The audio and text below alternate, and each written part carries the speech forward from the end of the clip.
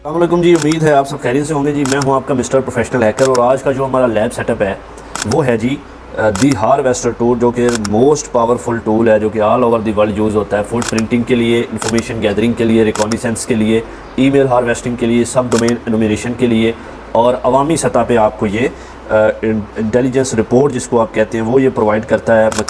मज़ीद आपको आगे प्रैक्टिकल सेशन में हम दिखाते हैं।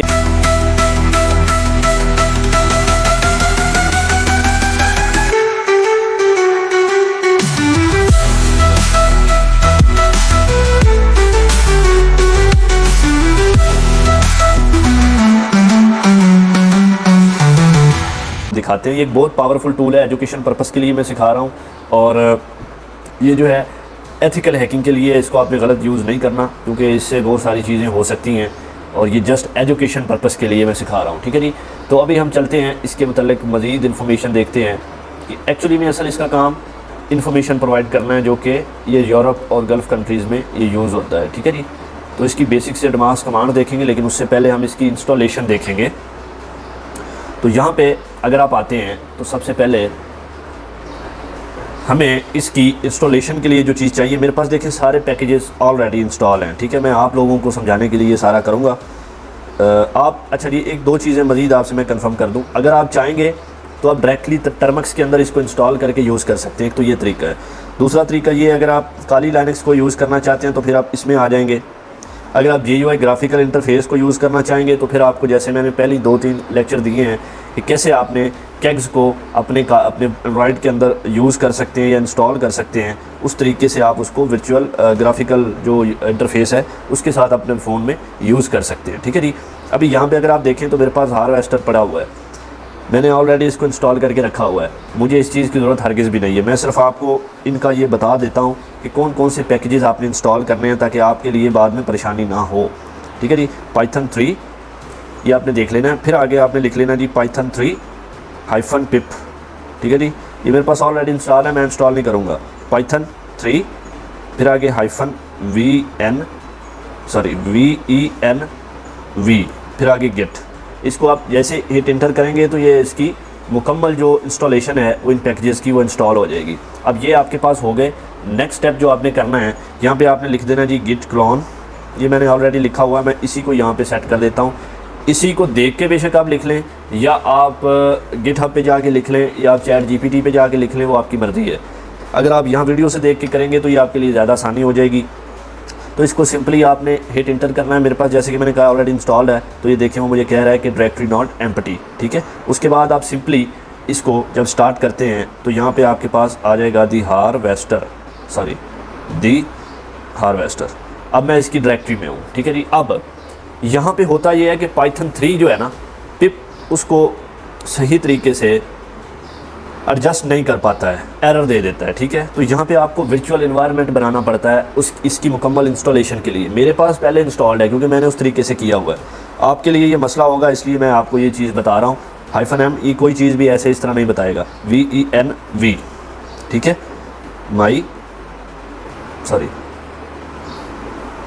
इसको अब यहाँ पे सिंगल करके लिख लें। नहीं, ये सिंगल पे नहीं चलेगा।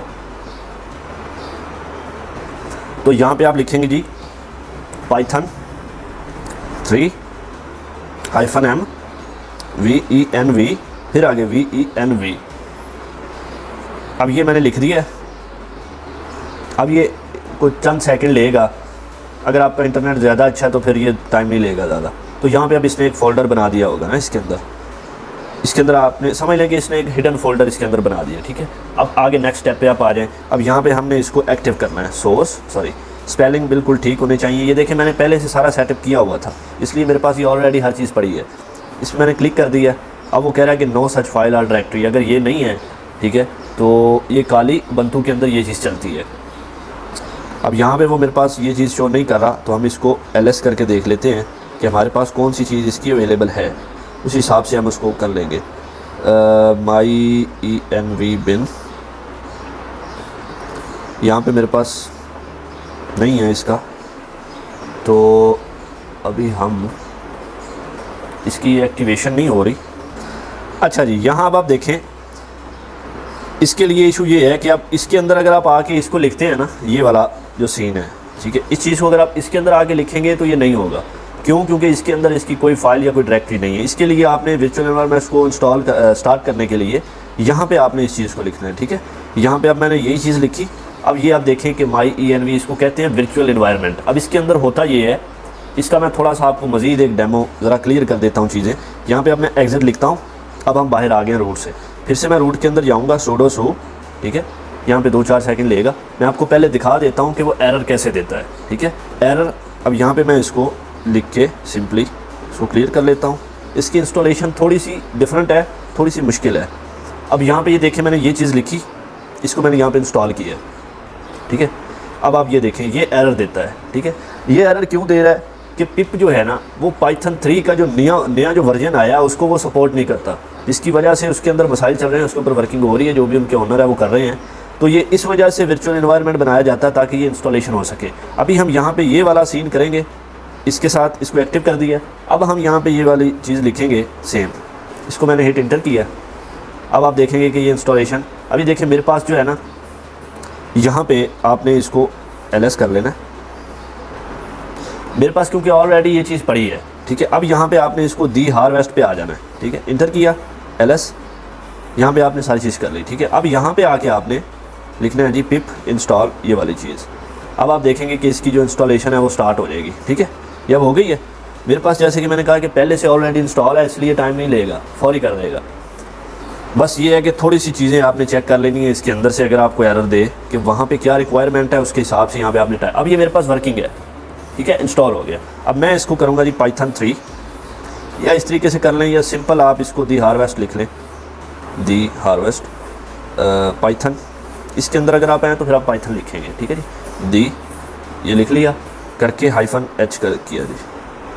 अब हम देखते हैं कि यहाँ पे ये वर्किंग करता है, क्योंकि हमारे पास पहले जी ये अब आप देख सकते हैं ये हमारे पास इंस्टॉल है, ठीक है। इस तरीके से आपने इसकी इंस्टॉलेशन आपने कर लेनी है। अब यहाँ पे मैं एग्जिट लिखूँगा तो हम बाहर चले जाएंगे सिंपली, फिर यहाँ पे मैं sudo su लिख के अभी हम आगे अपना प्रैक्टिकल सेशन स्टार्ट करते हैं, जो कि हमारी समझ लें कि कमांड्स जो इसके अंदर हमारी अवेलेबल है। इसकी कमांड्स को आप यहाँ से कॉपी करके अगर आप ख़ुद उसका प्रैक्टिकल करना चाहें तो वो भी आप कर सकते हैं। अगर आप मेरी वीडियो को देख के इसके ऊपर इम्प्लीमेंटेशन करके करना चाहें तो फिर भी आपकी मर्ज़ी होती है, वो आपके ऊपर डिपेंड करता है कि आप किस तरीके से वर्किंग करते हैं, ठीक है जी। यहाँ पे मैं आपको बेसिक से एडवांस इसकी कमांड जो है ना वो बताऊँगा, जो इसके अंदर अवेलेबल दी हुई हैं उन्होंने वो भी, और जो एडवांस्ड बेस होंगी वो भी। उसके बाद CD, फिर स्लैश, फिर डॉट डॉट। यहाँ पे आप आ गए। अब यहाँ तक आप लोगों को अच्छे से समझ आ जानी चाहिए, ठीक है जी। उसके आगे अब हम चलते हैं। अब हमारा यहाँ पे दी हार्वेस्टर, इसको आप दी हार्वेस्टर, ठीक है जी। अब ये कमांड हम लिख रहे हैं यहाँ पे -d। मैंने ऑलरेडी क्योंकि प्रैक्टिकल किया हुआ है सारा, इसलिए मैं आप लोगों को समझा रहा हूँ। google.com, ये एजुकेशन पर्पज़ के लिए है, इसको आपने देख लेना। -bing, ठीक है। यहाँ पे गूगल नहीं चलेगा, बिंग चलेगा। अब इस कमांड का मकसद क्या है? ये कमांड example.com यानी google.com के मुतल्लिक ईमेल एड्रेसेस, होस्ट, सब डोमेन्स वगैरह वो उनको क्या करेगी? गूगल सर्च इंजन से इकट्ठा करेगी। अब हम गूगल की जो डिटेल है वो बिंग से इकट्ठी कर रहे हैं, यानी कि जो हमारा फायरफॉक्स है उसके लिए बिंग की जो हमारे पास है डोमेन वो यूज़ होती है। अब यहाँ पे आप देखें इससे वर्किंग स्टार्ट कर देगा, और बार बार बता रहा हूँ ये आपका टारगेट है, ठीक है। यहाँ पे आप कोई भी टारगेट जो इसको देंगे उसके मुतल्लिक ये अपनी वर्किंग स्टार्ट करेगा और आपको चीज़ें जो है उस तरीके से प्रोवाइड करना स्टार्ट कर देगा। अब यहाँ पे कुछ चीज़ें ऐसी हैं कि जो इसके पास अवेलेबल होंगी वो ये आपको प्रोवाइड कर देगा, जो अवेलेबल नहीं होंगी वो कह देगा कि ये यहाँ पे अवेलेबल नहीं है, ठीक है। अब bing.com पे गूगल की जो डिटेल है वो उस तरह से आपको नहीं मिलती जैसे गूगल से मिलती है। अब गूगल का मैं अगर लिखता हूँ ना, यहाँ पे अगर आप यही चीज़ अगर आप गूगल के बारे में लिखें, सिंपली मैं बिंग की जगह गूगल लिख देता हूँ तो ये यहाँ पे एरर दे देगा। क्यों? क्योंकि गूगल इसको सपोर्ट नहीं करता, इसकी API कीज़ जो है इसको सपोर्ट नहीं करता, ये आपको एरर दे रहा है। इसी तरह अगर आप कोई और डोमेन लिखते हैं तो उसके मतलब ये आपको इन्फॉर्मेशन जो भी अवेलेबल होगी वो आपको प्रोवाइड कर देगा। अब नेक्स्ट जो हमारे पास कमांड है उसके ऊपर हम आ जाते हैं, तो सिंपली हम इसको यहाँ पे रहने देंगे, ये कमांड वैसे ही रहेगी, यहाँ पे हम ऑल लिख देंगे। अब इसके अंदर क्या होगा? इसमें तमाम दी हार्वेस्टर के तमाम सपोर्ट शुदा सर्च इंजन, जिसके अंदर आपका गूगल भी आ जाता है, बिंग भी आ जाता है, याहू भी आ जाता है, बिड भी आ जाता है, और ETC दीगर जो इससे डाटा हासिल करेगा वो आपको यहाँ पे प्रोवाइड कर देगा, ठीक है। यहाँ पे आप देखते जाइए। अब AP कीज़ जो है वो इसकी मिसिंग है, गिटहब की मिसिंग है, जिन जिन चीज़ों की AP की जो है वो मिसिंग है उसकी ये डिटेल आपको प्रोवाइड नहीं करेगा, उसके मतलब आपको वैसे बता देगा, ठीक है। उसके अलावा दीगर जो आपने चीज़ें दी हैं उसकी ये आपको डिटेल जो है वो प्रोवाइड कर देगा। मैं डीप प्रैक्टिकल नहीं कर सकता, जैसे कि बार बार मैं दोहराता हूँ कि एजुकेशन पर्पज़ के लिए और उसी के लिए आप इसको यूज़ करना है।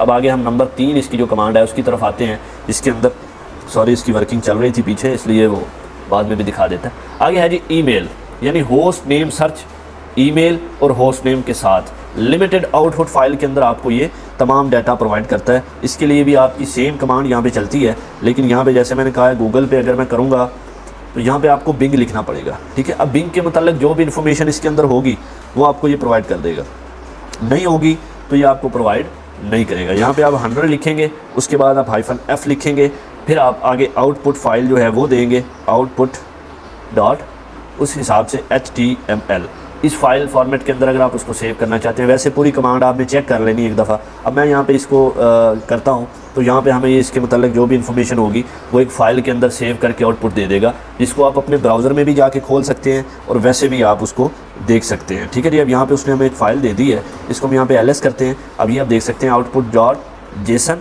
इस फॉर्मेट में भी मिल गई, आउटपुट डॉट XML।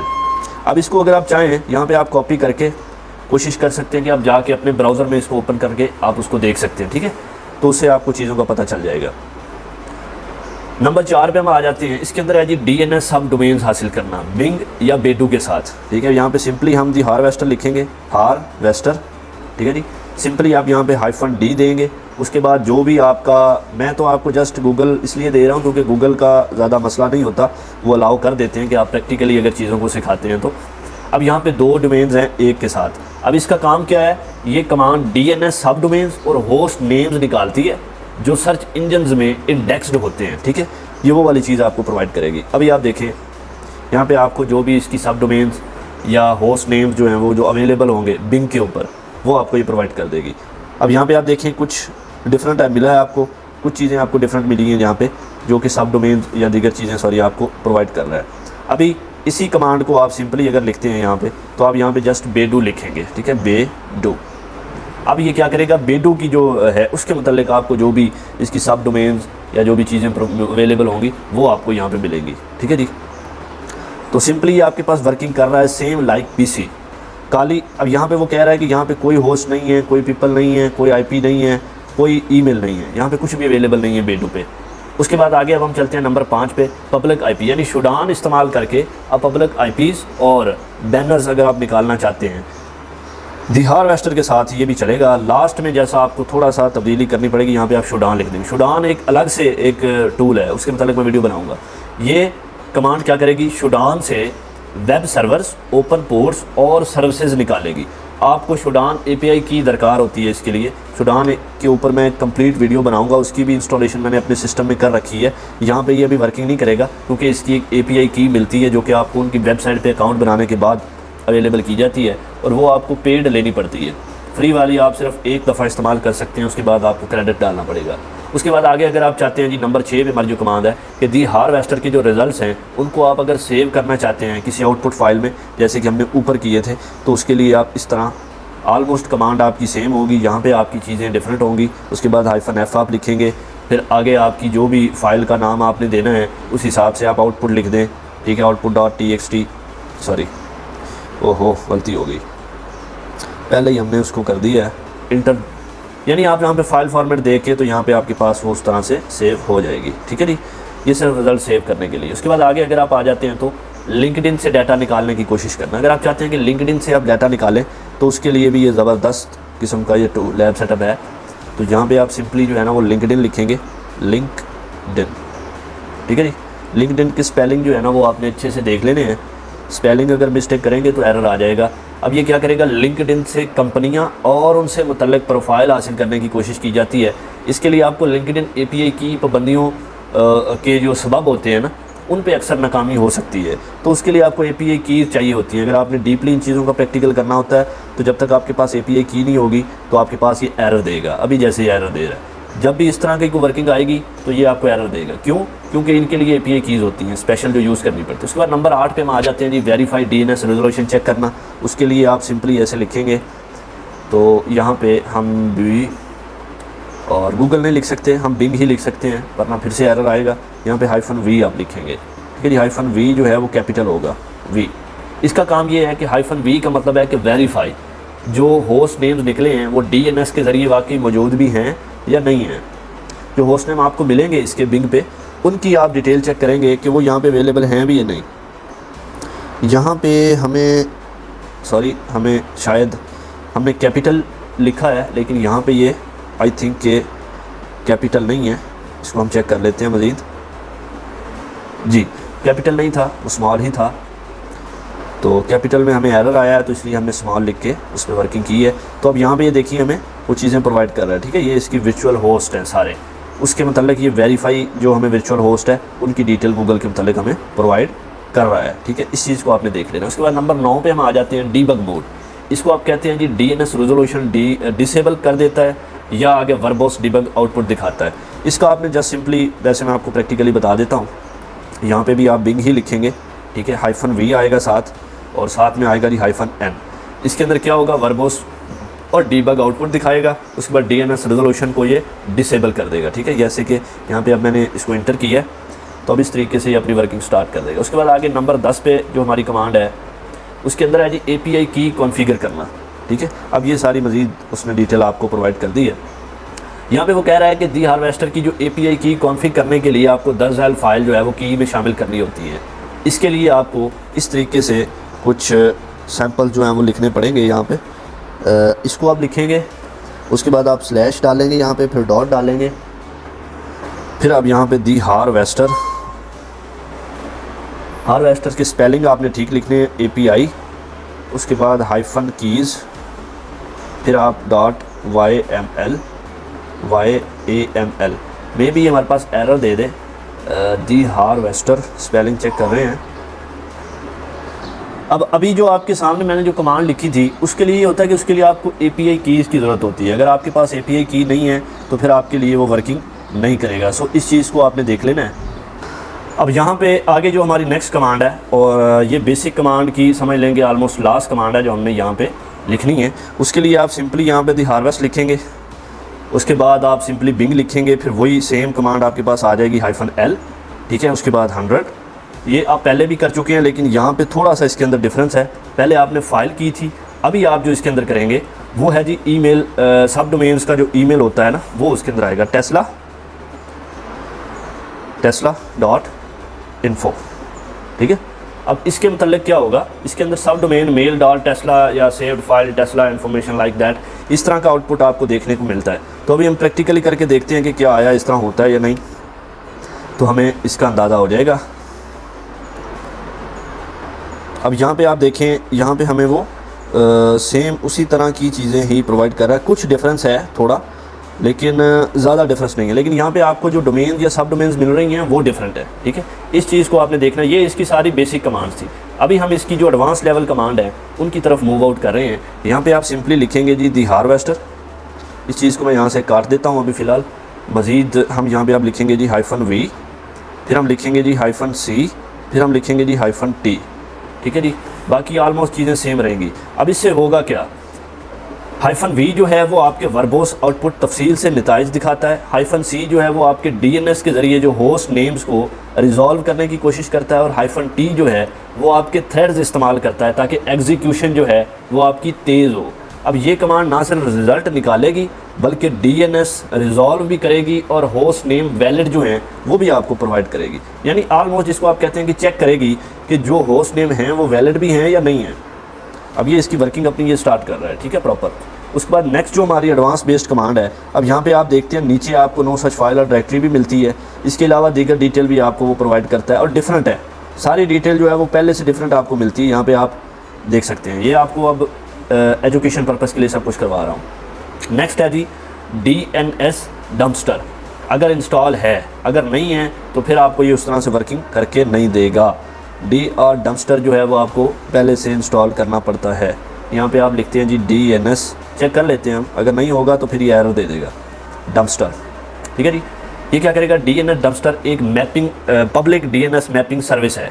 इससे आपको डोमेन से मुतल्लिका जो NS रिकॉर्ड है या MIX या A जो रिकॉर्ड है वो मिलते हैं, ठीक है। इससे ये होता है। अब यहाँ पे फॉर एग्जांपल मैं थोड़ी सी इसके अंदर चेंजिंग कर देता हूँ। यहाँ पे हम गूगल की जगह उबर लिख देते हैं, ठीक है, uber.com, अब इसके मतलब हम कोशिश करते हैं कि हमें इससे कुछ मिलता है या नहीं। तो ये देखिए हमारे पास DNS जो डम्पस्टर है वो अवेलेबल नहीं है।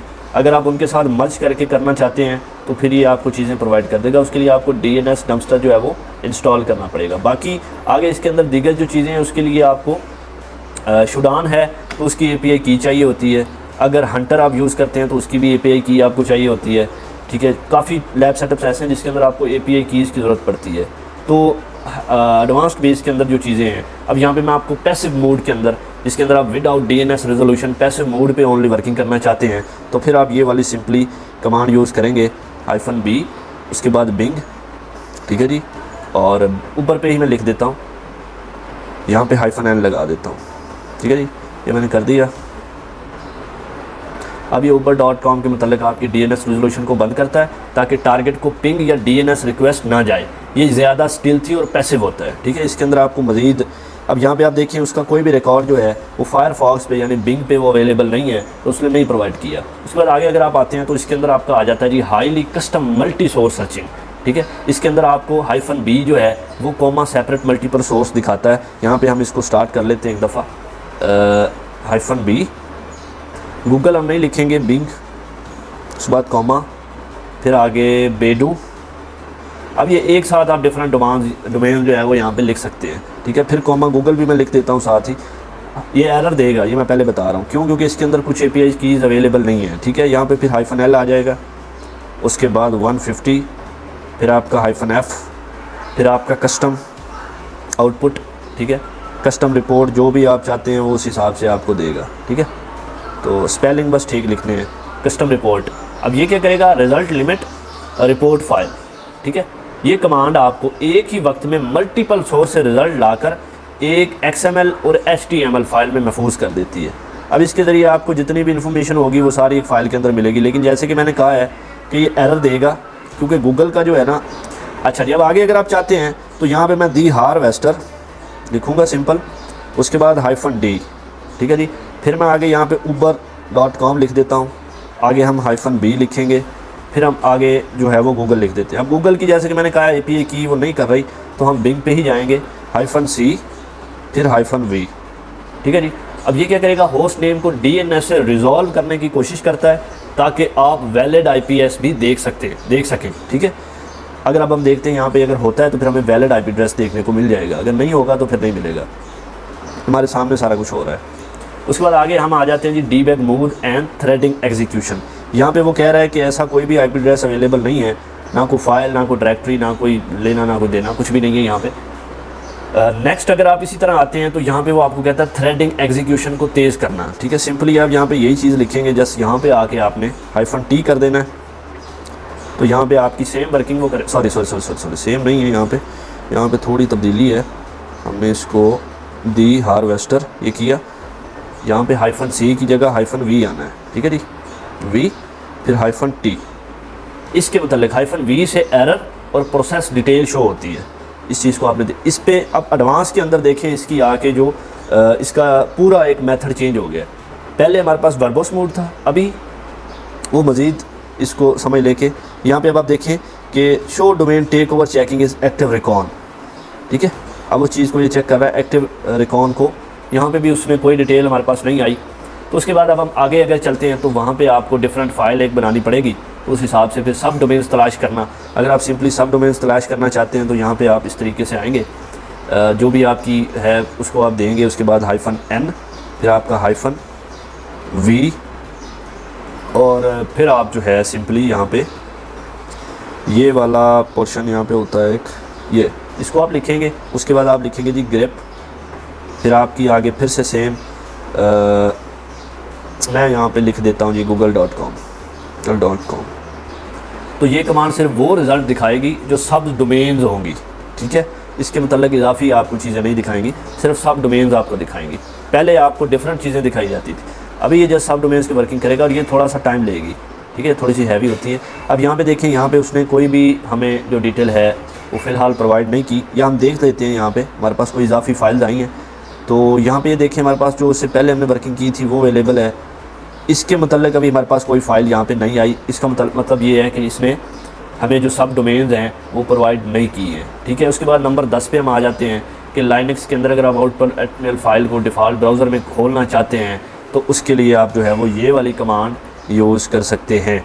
लेकिन अगर हमारे पास पैकेज नहीं होगा तो फिर हमें पहले ये बोलेगा कि भाई साहब आप अपना पैकेज इंस्टॉल करें, अदरवाइज़ नहीं खुलेगा। अब हम यहाँ पे देखते हैं कि हमारे पास जो चीज़ें अवेलेबल हैं वो खुलती भी हैं या नहीं। HTML, ठीक है जी। अब इसको हम ओपन करते हैं। यहाँ पे वो हमें कह रहा है जी कि फ़ाइल डज़ नॉट एग्जिस्ट, क्योंकि इस नाम की कोई फ़ाइल हमारे पास है ही नहीं है। तो अब हम जो है वो पहले हम देख लेते हैं कि हमारे पास फ़ाइल कौन सी पड़ी है, उस हिसाब से फिर हम खोलेंगे इसको। ये फ़ाइल्स तो मे भी हमारे पास ना ओपन हो, क्योंकि इस तरह की फ़ाइल हमारे पास कोई और है नहीं। तो चलें फिर भी हम चेक कर लेते हैं यहाँ पे, क्योंकि ऐसी कोई फ़ाइल हमने इंस्टॉल की नहीं है फ़िलहाल। output.json, इसको चेक कर लेते हैं हम। ये वाली फ़ाइल वो कह रहा है उसके अंदर ओपन नहीं होगी, इसको आप डायरेक्टली उसके अंदर जाके ओपन कर सकते हैं, अदरवाइज़ ऐसे ही उसके अंदर ओपन नहीं होगी। तो आज का जो हमारा लैब सेटअप है उसकी इंस्टॉलेशन से लेके बेसिक टू एडवांस कमांड से लेके हर चीज़ हमारी हो गई है, ठीक है जी। तो इस लेक्चर को आपने कंप्लीट वॉच करना है, प्रैक्टिकली इसको मुकम्मल प्रैक्टिकल करना है। ये बहुत ताकतवर टूल है, इसके ज़रिए आप बहुत कुछ कर सकते हैं। और ये ओनली मैं एजुकेशन पर्पज़ के लिए सिखाया है, एथिकल हैकिंग के लिए सिखाया है। जो भी एथिकल हैकिंग सीखने में इंटरेस्टेड है, basic to advance with practical, वो मेरे साथ रब्ता कर सकता है। मेरा व्हाट्सएप नंबर, मेरा इंस्टाग्राम वो मेरे डिस्क्रिप्शन बॉक्स में अवेलेबल है, वहाँ पे मुझसे रब्ता कर सकता है और इंशाल्लाह एक्सपर्ट बनाएंगे आपको। मिलते हैं नेक्स्ट लेक्चर में। बहुत शुक्रिया जी, अल्लाह हाफ़िज़।